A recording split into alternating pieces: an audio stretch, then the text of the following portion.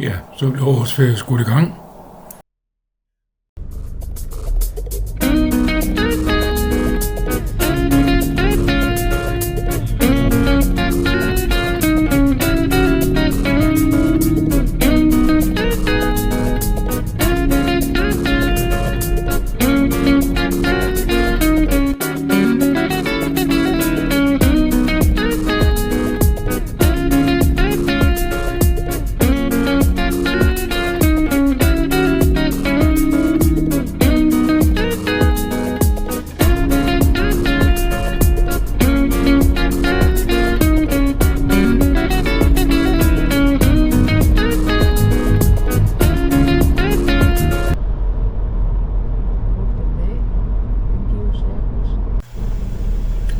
Ja, den første dag, den gik med lidt almindelig landevejs- og motorvejskørsel ned igennem Jylland og den nordlige del af Tyskland, ned til et sted, der hedder Landhaus Eden, som ligger ved Soltau, et sted, hvor vi har været nogle gange før. Og ganske udmærket sted, gode værelser og god mad, og så ligger det ikke så langt fra motorvejen, så det kan godt anbefales.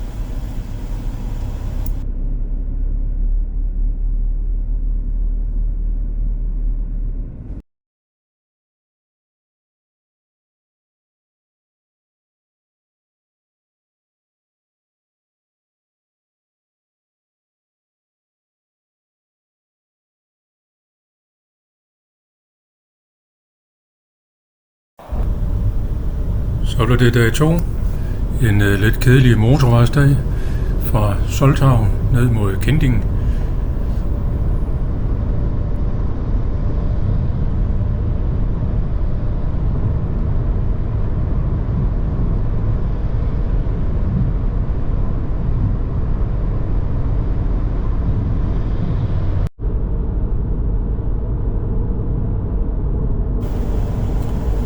Inden vi kørte hjemmefra, havde vi booket et hotel, der hedder De Krone i Kending. En lille by uden de store seværdigheder. Det mest specielle sådan set med danske øjne, det var deres kirkegård. Så det måtte vi jo så se.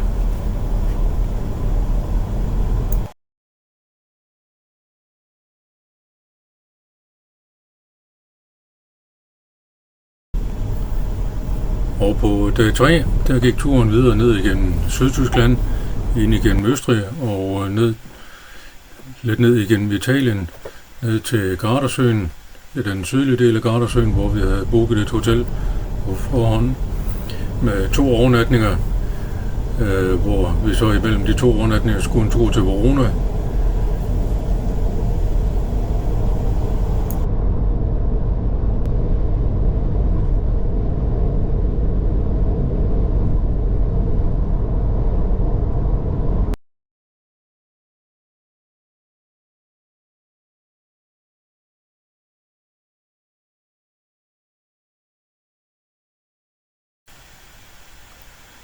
På dag nummer 4 var vi en tur i Verona, hvor det lykkedes os at finde en P-plads, sådan rimelig tæt på centrum, og fik gået 12 km rundt og fik set nogle forskellige seværdigheder der. En meget smuk og interessant by.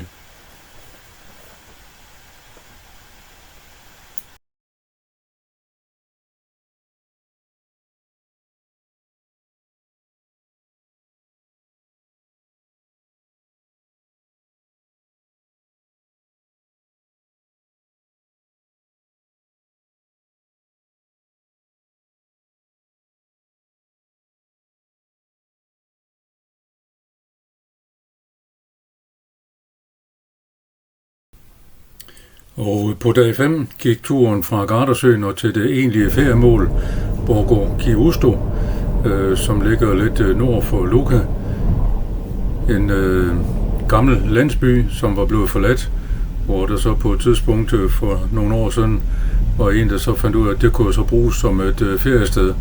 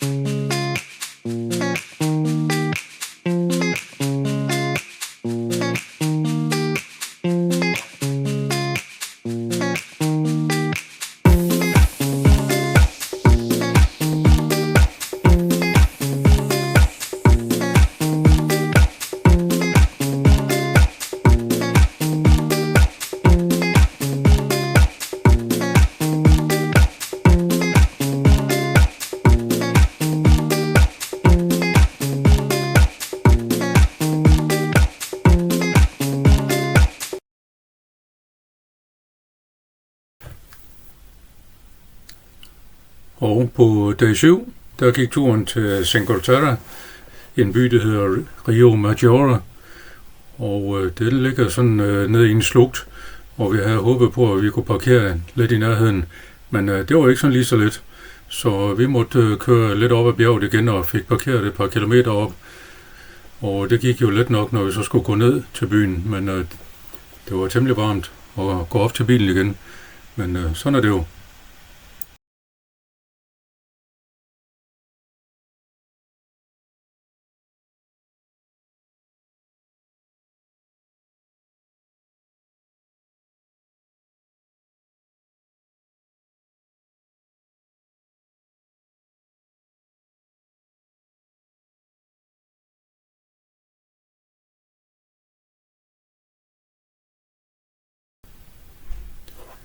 Og på dag 8, der gik turen til Lucca, hvor vi gik lidt rundt og skulle finde ud af, hvad det nu er for en by. Blandt andet en tur rundt på deres ringmur.